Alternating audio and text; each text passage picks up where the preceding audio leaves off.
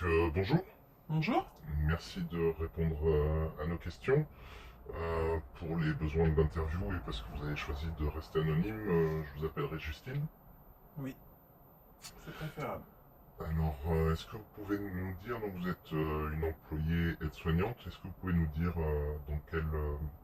dans quelle structure vous êtes employée? Chez Corian, D'accord, donc ce sont des EHPAD. c'est ça. Les EHPAD, c'est partout en France.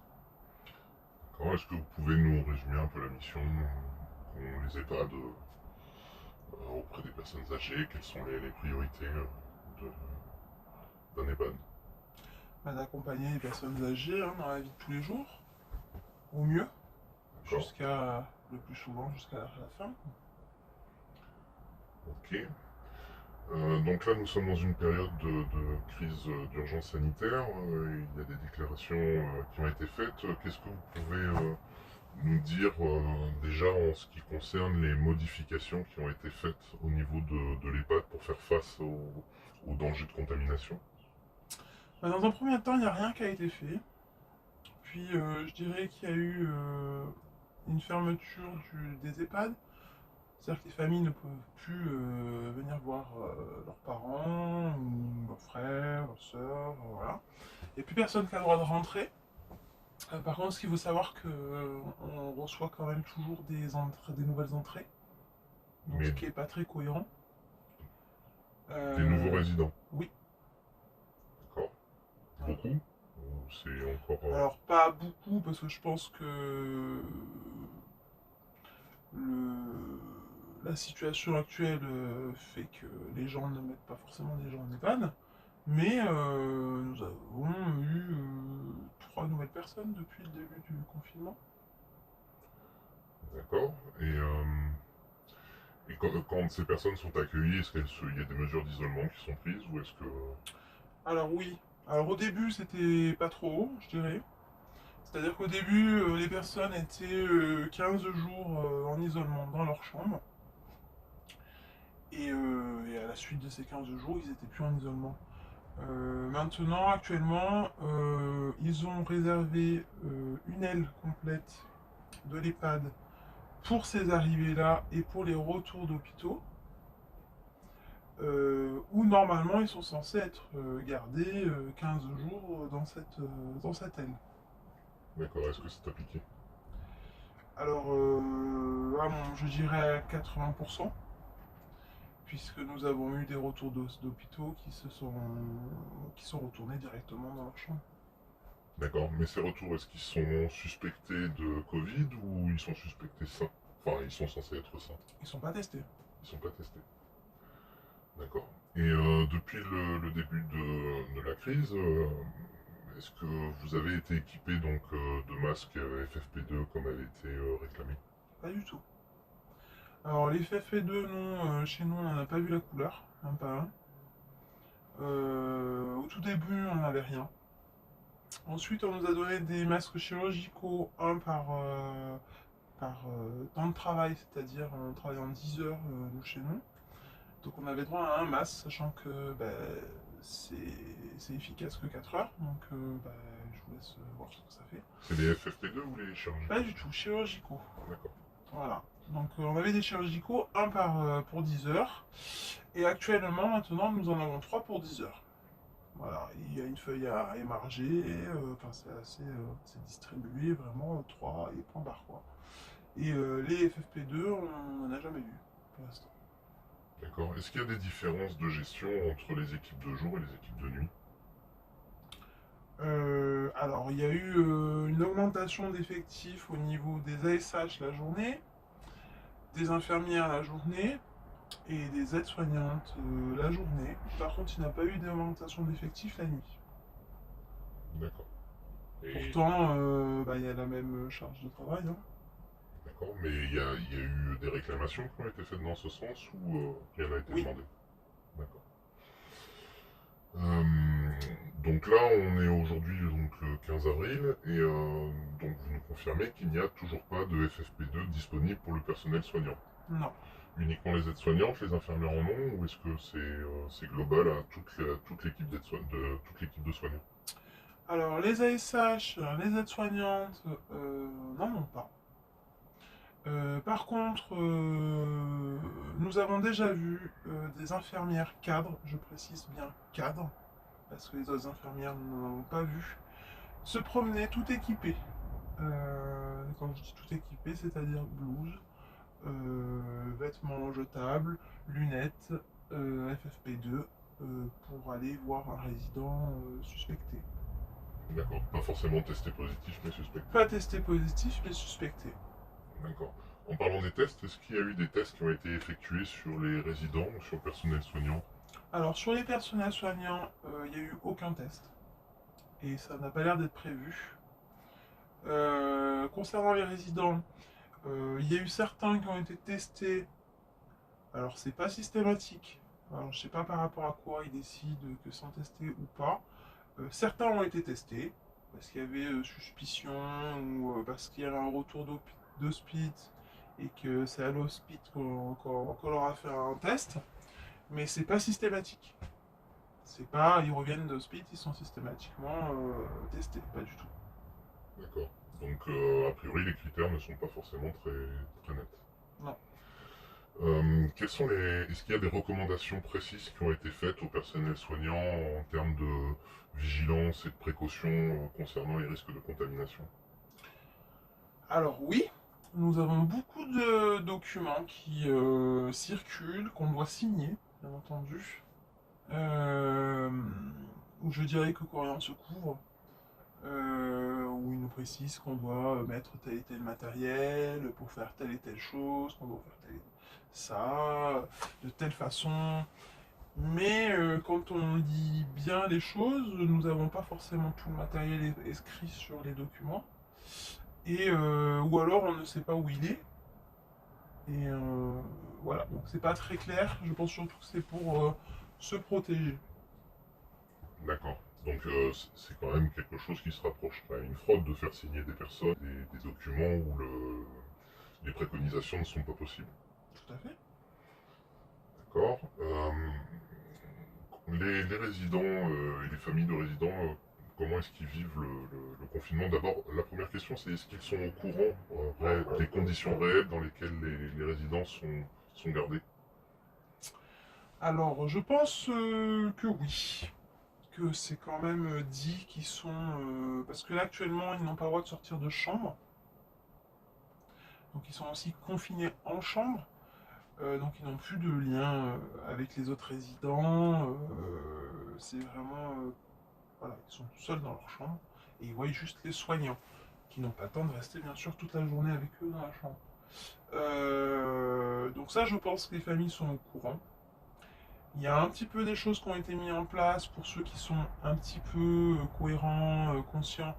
C'est-à-dire qu'il y a eu des cams live qui ont été mis en place avec certaines familles. Mais des petits courriers aussi, mais pas plus.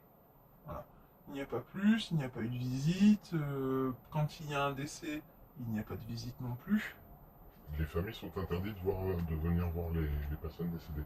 Oui. D'accord. Et du coup, à quel moment les familles peuvent intervenir après un décès? Ça par contre, je ne sais pas. D'accord. Mais en tout cas, pas au sein de l'EHPAD. Non. D'accord. Euh, qu'est-ce que qu'est-ce que le personnel soignant aurait comme réclamation actuelle à faire s'ils devaient améliorer leurs conditions de travail et surtout le principe de précaution? Bah, être équipé. D'accord. Tout ce qui est matériel de protection. Tout à fait. Alors il faut savoir que Corian réellement a le matériel. Voilà. Ça a été vérifié, ça a été vu. Nous l'avons vu, le matériel. Il est caché sous clé. Nous ne sommes pas censés savoir qu'il est là, mais il est là. Donc il y a tout ce qu'il faut. Hein. Il y a des masques chirurgicaux, des gants, des surblouses, des tabliers, des charlottes, tout ce qu'il faut pour une épidémie dans les pannes. Après, vu le nombre qu'il y a, je ne pense pas qu'il y en ait assez quand même pour plus de 10 cas avérés.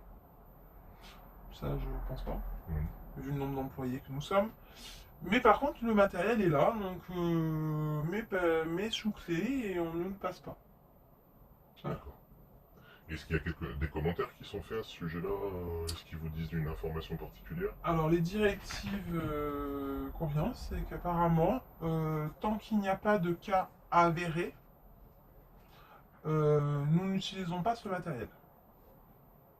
D'accord, donc le matériel est disponible pour eux, mais seulement sous couvert de cas avérés positifs. Oui. Sauf que s'ils ne testent pas tout le monde, ils ne peuvent pas savoir quels sont les cas positifs. Exactement. Donc en attendant qu'un cas soit positif, vous courez tous un danger quand même relativement grave. Ben, que ce soit les employés et les résidents. Et vu qu'ils ne testent pas non plus les employés, ben, Oui, tout peut être vecteur. Est-ce qu'il y a quand même Alors, on a vu que Macron a instauré des primes pour ce qui est de l'hôpital public, en tout cas du personnel soignant du domaine public. On parle de primes qui sont de 1000 euros, aujourd'hui ça a été 1500 euros, en tout cas sur le discours qui a été fait. Est-ce que ces primes, on vous en parle? Est-ce qu'elles sont prévues? alors, nous en parler, non, c'est plutôt nous que nous sommes allés chercher l'information, puisqu'il a été dit que toutes les personnes qui auraient travaillé pendant cette épidémie auraient peut-être droit à quelque chose. Chose qui a été faite sur d'autres EHPAD, il faut savoir. Alors, pas 1000 euros, hein, bien sûr. Ça a été plutôt entre 100 et 200 euros. D'accord, sur un salaire mensuel? Oui. D'accord. En une fois, hein, bien sûr, pas en plusieurs fois, hein, donc une fois, juste 100 ou 200 euros, hein, à peu près, voilà, c'est à peu près ce que j'ai pu relever autour des autres EHPAD. Par contre, pour l'instant, chez Corian, nous n'avons rien eu, même pas un euro, même pas un repas. Et d'après ce que nous savons, c'est en pourparlers. Donc, sachant qu'apparemment, si je me trompe pas, ils ont jusqu'à juin pour nous la donner. Oui. Nous sommes mi-avril, donc ça laisse pas beaucoup de temps pour qu'ils se décident. Hein. Donc, je ne sais pas si c'est pour faire tirer et finalement la date est dépassée et on vous fait rien, ou si vraiment il va y avoir quelque chose, mais en tout cas, à l'heure actuelle, aujourd'hui, nous n'avons pas eu un centime. Quand vous dites c'est temps pour parler, c'est avec quelles sont les négociations, qui sont les personnes en négociation actuellement? Alors, les syndicats, je sais que Sud-Coréen est là-dessus, je pense que d'autres aussi. Il y a donc la demande de cette prime.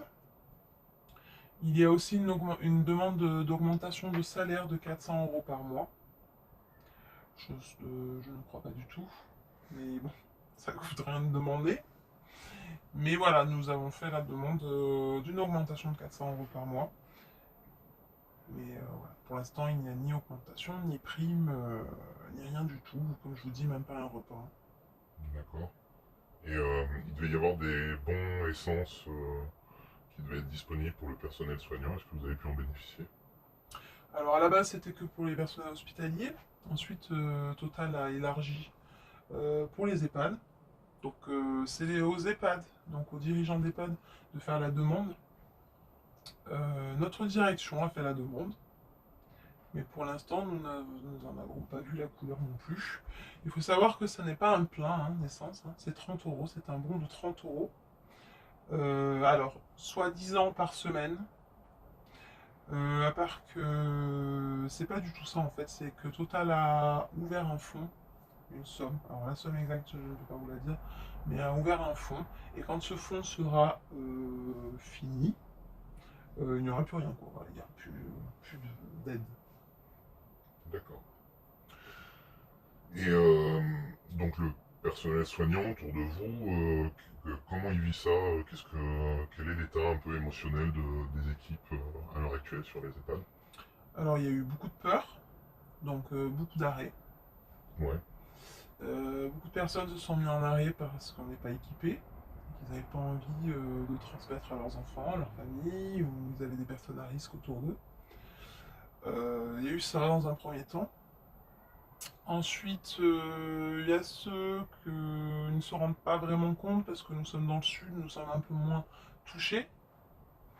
Donc certains sont un peu laxistes, je dirais. D'autres parano.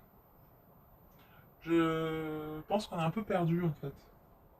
Et un peu laissé à l'abandon par la direction, puisque nous avons des formations, mais c'est des formations écrites où on vous donne 10 pages écrites en police 9 où vous n'avez pas du tout envie de lire, ou pas le temps. Et on vous dit ça c'est la formation, il faut la lire à signer. Donc je doute bien que vous la lisez pas et que vous, la signez pas, et que vous allez la signer. Hein. Donc, donc non, j'en ai perdu et puis pas équipé. Donc on n'a pas envie de s'occuper de certains résidents qu'on pense à risque. Puis on n'a pas confiance à la direction, parce qu'on nous dit que certains ont été testés et revenus négatifs, mais nous on est persuadés qu'ils sont positifs. Puisqu'on voit les infirmières cadres y aller tout équipées. D'accord. Donc nous, on nous envoie juste avec un masque chirurgical, mais par contre, elles y vont avec l'équipement entier. Donc, et on nous dit il a été testé négatif. Mais la personne a tous les symptômes du Covid. D'accord, donc d'après vous, il pourrait y avoir même une désinformation qui est faite, Oui. donc qui serait quand même très grave, parce que ça voudrait dire qu'on met des gens en danger sans même leur dire le danger. Et déjà, on n'informe pas les personnes sur place, et puis en plus, je suppose que les familles ne sont pas au courant non plus que cette personne est malade. D'accord. Est-ce que vous avez vu ou éventuellement été au courant d'utilisation de Rivotril au sein de l'EHPAD Non. Vous avez vu des stocks de Rivotril arriver? Non. Qu'est-ce que vous pourriez, qu'est-ce que vous auriez envie de dire par rapport à la population? Qu'est-ce que vous auriez envie de communiquer à la population? Un message peut-être du personnel soignant, on va dire à la population dans un premier temps, et on parlera du reste après. De rester confiné le plus longtemps possible, de ne pas mettre vos enfants à l'école, parce qu'ils vont être vecteurs, ils vont vous transmettre, et vous allez le transmettre. Et on va continuer à saturer les hôpitaux, et de protéger les personnes âgées le plus possible. Et s'ils peuvent éviter de les mettre en EHPAD, ce qui n'est pas toujours possible, de le faire. D'accord. Donc plutôt de les garder auprès d'eux. Oui. Et si vous aviez un message à dire aux responsables gouvernementaux actuellement qui essayent en apparence de mettre tout en œuvre, comme il a été dit, pour la sécurité de tous. Qu'ils arrêtent de mentir et qu'ils dégagent, ça fera déjà de la place. Voilà. Et qu'on ne croit plus du tout à ce qu'ils disent, donc il faut qu'ils arrêtent. Et vous-même, vous êtes en première ligne pour témoigner que ce qu'ils disent Tout à fait. n'est pas en corrélation avec enfin, ce qu'il y a sur le terrain, ce que vous vivez sur le terrain est vraiment très éloigné de... Ah oui, oui, oui, tout, concrètement, oui. Est-ce que vous avez quelque chose que vous voulez rajouter? Non, Non, ça ira. vous avez tout dit. Je pense que oui. Et bien, je vous remercie, et puis on se reverra peut-être une prochaine fois. Sûrement. Merci.